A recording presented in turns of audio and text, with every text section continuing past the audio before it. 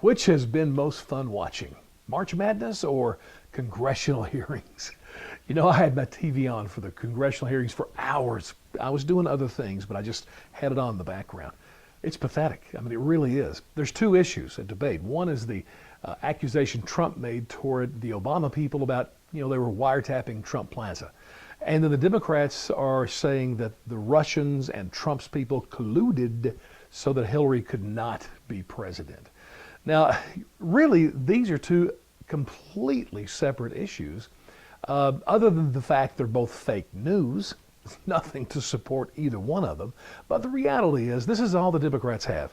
This is their whole game plan to make America great again. Bring Trump down at all costs. They want to impeach him.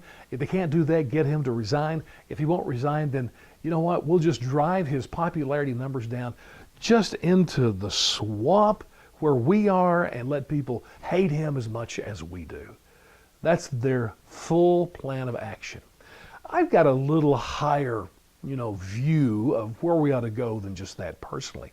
And I want to say the reason Trump was elected president is not because of his stellar attitude, his wonderful, uplifting, encouraging tweets, or just his, above average moral behavior. None of that was part of it. We did not elect him because he was presidential. We elected him because he struck a nerve specifically dealing with the economy that a lot of people said, hey, I want to give him a chance.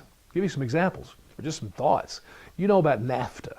Do you realize that 75,000 companies, not employees, companies have left this country because of NAFTA?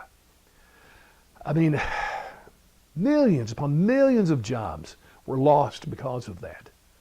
And guess this number. How many cell phones and televisions would you say were manufactured in the United States last year? Goose eggs, 0. You have to help me here. With our resources, with our workforce, our intelligence and technology, you got to tell me how it is even possible that none of that stuff could be manufactured in our country. And don't just say, oh, just a cheap. No, it's really a whole lot more than that. That is why Trump was elected. And I say give him all the rope he needs. If he hangs himself, he hangs himself.